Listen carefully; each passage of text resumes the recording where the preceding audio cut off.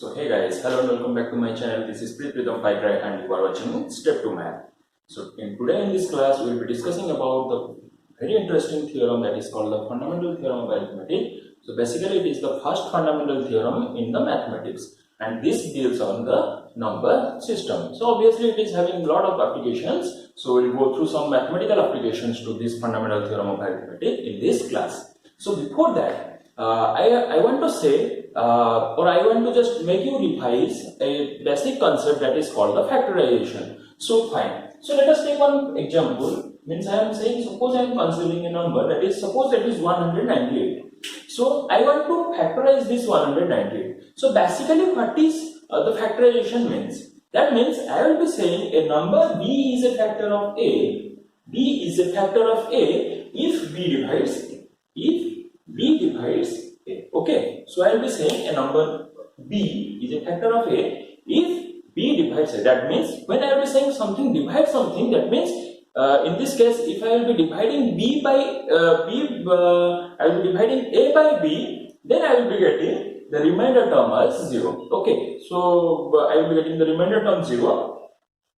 So fine. So let us see how to factorize this 198. So in earlier classes you have studied about the factorization tree. Okay, you have studied about the factorization tree. So what does it say? So I will be considering the first number, that is 198. Then I will check for what b this 198 is divisible. So I will be, but I will take the one algorithm, or I will be saying I will be using the concept of that. I will be starting from the least prime number. That means I will start the factorization from, I will try to factorize the number by 2. So obviously you can check here. So it is divisible by 2. So when I will be, that means I will be saying okay, 198 has a factor 2. That means when I will be dividing 198 by 2, so I will be getting a value that is called, that is 99. Okay, so now I am saying when I just factorize 198 by 2, that means when I divide 198 by 2, so I will be getting the percent 99. Then I will check what is actually the factor of this 199. So you can see now here 2 is not dividing 99. So now I will be considering the next positive number or next positive prime number more specifically. So that so the next number is, it is next prime number, it is 3. So let me see. Okay, so it is divisible by 3. That means I will be saying this 99 has a factor 3. So obviously if 99 has a factor 3, then also 198 also has a factor 3. So similarly I will be dividing 99 by 3 so that I can get the quotient, it is 33. So that I can get the quotient, it is 33. Then I will say okay fine. So the next I will factorize this 33, but as I have started from the first. So okay, let here. So it is divisible by 3, so it will be giving me 11. Now, so here you can see 11, it is not divisible by 3. So next we will consider the next prime number. So that is 5. So obviously this 11 is not divisible by 5. It is not divisible by 7. And you can check if the number is not divisible by 2. That means it will not divisible by 4. Okay. But if it is divisible by 2, I cannot say it is divisible by 4. But if it is divisible by 4, so I can say it is divisible by 2. So it is a different concept. But here I will be considering okay. So 3. Then after I will be considering 5. Then after 7. And I will proceed like till I get the factor of this number 11. So obviously the factor is 11 here because 11 is the prime number. So I can get the quotient as 1. So once I get the quotient 1, then I will stop this factorization tree. And this branch or this tree is called the factorization. This tree is called the factorization tree. So here you can see, that means I can write 198 is equal as 2 into 3 into 3 into 11. Okay, so I can write 198 as 2 into 3 into 3 into 11. So okay, so once I know this, in 198 I can represent it as product of prime numbers. So I will be next I will be going to the statement of the fundamental theorem of arithmetic. So here it is the statement of fundamental theorem of arithmetic. So it says every composite number can be represented by the product of its prime factors, and this factorization is unique apart from the order in which the prime factor occurs. Okay, so that means first of all, what is a composite number? I think you know all about composite number, prime number. So let me give the formal definition of, or let me give a informal definition of a prime number. So obviously a prime number is that number which is divisible by 1 and itself only. So if the number it is divisible by some other factor rather than 1 and itself, so I will be saying okay, it is not a prime number, it is a composite number. So I think you are clear in this concept, composite and prime number. If you are not clear in this number system, so you can go to the previous class textbook so that you can get the formal definition of this easily, or else you can comment me so that I can give you a formal definition of a prime number and a composite number. So fine. So next, so this factorization means I will be doing just factors, means this is this process. So this is called the factorization process, and this is unique. So what factorization I made? I made this factorization. So I will be saying okay, for 198 this factorization is the unique factorization, means it is the only representation I can or I can have the only factorization tree for 198. This is that factorization tree is only this one. That means I can also, obviously I can change the order, means I can write here 3, then I can 2, 3, so I can change this, but I cannot have any prime number that is factor of 198 and that is not present in these factor branches. Okay, that means if P is a factor of 198, it must be a of these prime numbers 2, 3 and 11. That means or I can say so 6 will be a factor of 198. Okay, I can say okay 6, so I can write it as 2 into 3. So 2 is present here, 3 is present here. So fine, it is a factor of 198. So I cannot say 10 is a factor of 198, because if I am decomposing 110 by 2 prime factors, so it is 2 and 5. So obviously 2 is present here, but 5 is not present here. So next, another thing. So 4 is not a factor of 198 because 4 I can write as 2 into 2. Okay, so here 2 is present. So 2 is present here. So another 2, it is not present in this branch. So I think you are clear in this concept. So this is called the factorization tree, and I can say which will be the factor of this any number. So here it is 198. So you can take any number a. So that b will be the factor if it divides a. I will be considering this concept, and I will further solve some problems related to this. Okay. So order in which the prime factor occurs. So fine. So as I know now I came to know the concept of this, or I came to know the statement of this fundamental theorem of arithmetic. So we will be starting giving some examples related to this fundamental theorem of arithmetic. That is basically the application, mathematical application to this fundamental theorem of arithmetic. So let us start from the first question. So in the first question I will be saying, suppose I am having a number. Suppose I am having a number x. I will be saying, okay, some a is a factor of x. So the answer will be, it will be a factor of x if I can write x as a product of the prime factor where one prime factor is my a. Okay, so let me give a particular example. Suppose it is 6 to the power n. So suppose x is equals to 6 to the power n. So let a is equals to 5. So is 5 a prime factor of 6 to the power n? the answer will be no. Why? So let us solve this problem. So x can be written as 6 to the power n, or that I can write as 2 into 3 to the power n. So this is 2 to the power n, 3 to the power n. Okay, 2 to the power n into 3 to the power n. That means I can write this x as 2 to the power n into 3 to the power n, and this is the unit representation. So obviously the prime factors are the prime factors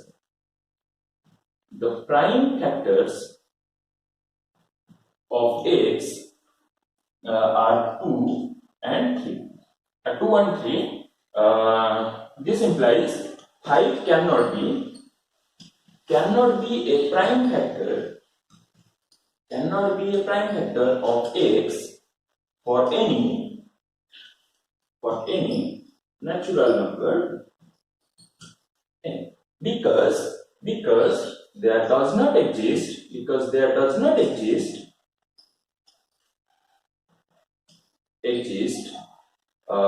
any natural number n such that 5 divides 2 to the power n or 5 divides 3 to the power n. Okay, so there does not exist any natural number n such that 5 divides 2 to the power n or 5 divides 3 to the power n. So now you can see it is bit easier to find which will be the factors of any positive integer if I can write that in terms of product of prime factors.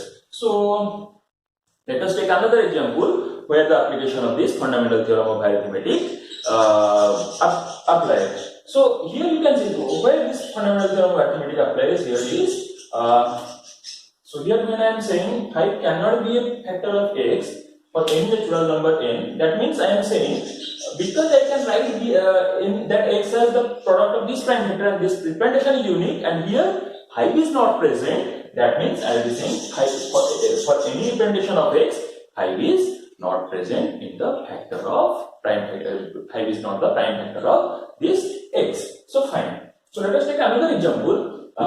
Here by using this prime factorization method, I can solve the HCF or I can find the HCF and LCM of any two numbers. So let us take that example. So question is that find the HCF and LCM of 198 and 28. Okay, and the HCF and LCM of 198 and 28. So fine. So first of all, you will be making the prime factorization of 198. So it is 2 into 3 into 3 into 11. We have 28. I can write this as 2 into 7. Okay. So that means I will be using the concept of HCF of any AB. Okay, I will be considering the HCF of any AB is equals to the product of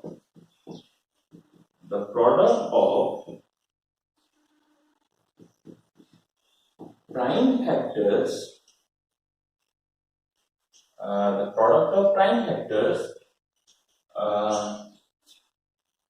with the least power, the product of prime factors with least power in the numbers. That means if I will be considering these two numbers, so I will be saying okay, HCF of 198 and 28 is equals to, so HCF of 198 and 28 is equals to, so first of all I will be considering the product of primes, so it is 2 into 3 into 7 into 11. So all these numbers are present in these two prime factors. So okay, least power, that means I can say this as 2 into 3 square into 11, and this is 2 square into 7. So I will be considering the least power. So least power of 2 is here 1. So here the least power of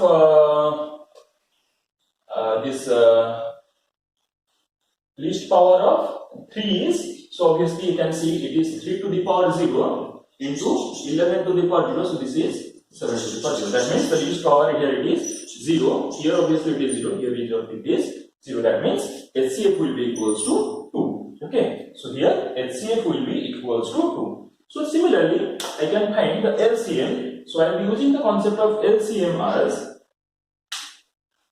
So I will be using the concept of LCM as.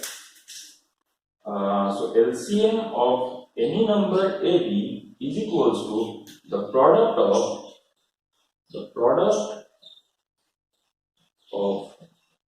prime factors with the largest power with the largest power present in the numbers. Okay, present in the numbers. So that means here I consider the least power of the prime factors present in these numbers 198 and 28. So here we will be considering the largest power. That means LCM of 198 and 28 will be equals to so let me write here. Okay. So LCM of 198 and 28 is equals to, so this will be, so first of all I will be writing the product of the prime factors occurs. So it is 2, 3, 7 and 11. Okay, so this is 2, 3, 7 and 11. So now, and product with prime factor with the largest power. So here I will be considering what is the largest power here. Okay. So the largest power of 2 is 2, 3 is 2, 7 is 1 and 11 is 1. So I will be writing it as 2 into, it is 4 into 3 into 7 into 11. So that means it is, I can write, so you can see, so it is not 3, it is 9. So it is 36 into 77. So let us solve this here. So 36, 77.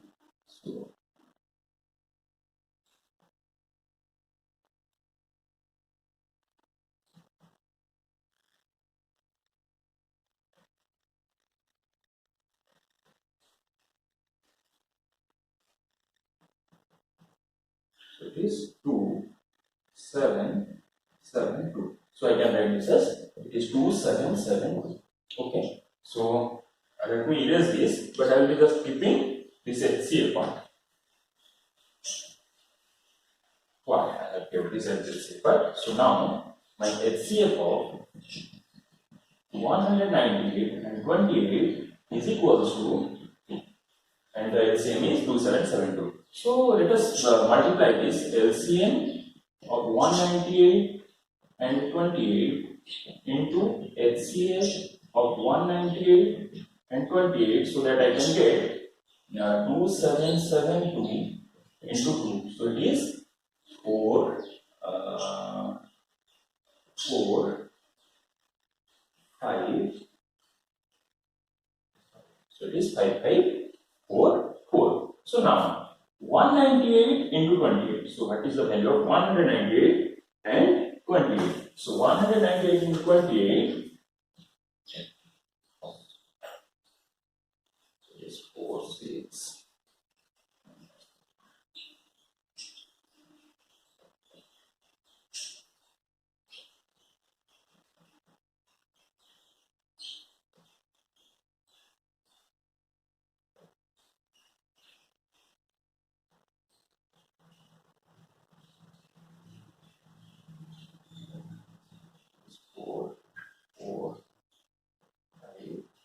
Okay, so it is 5544. Okay, so now you can see the product of LCM and HCF of any number 198 and 28 is equals to 198 into 28. So that means HCF of 198 and 28 into LCM of 198 and 28 is equals to 198 into 28. So rather you can verify for any number AB or any positive integer AB, HCF of AB into LCM of AB is equals to A into B. So it is a very important formula, so which you will use in the later classes. Okay, which you will use in the later classes. So let us have a note of this. So next, that means, so again, if I am having a question that is, if LCM of suppose let me see, so let LCM of 306 and 657 and 657 is 9, then what is the this is the HCF. So HCF of 306 and 659 is 9, then what is the HCF of 306 and 657? So directly we will use this formula to find the solution of this. So it will be so this is LCM. I'm sorry, this is LCM. So it will be 306 into 657 by 9 is equals to LCM of 306 and 657. So you can solve this. So 9, so it says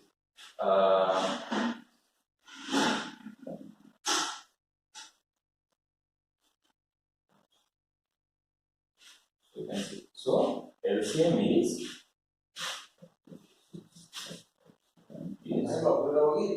306 into 73. Okay, so this is 306. This is 306 into 73. So you can solve this and you can find what will be the LCM of these two numbers 306 and 657. So for today, this is all about our fundamental theorem of arithmetic. So in the next class, we will be studying some concepts related to rational numbers and irrational numbers. So thank you for watching this and stay safe. Thank you.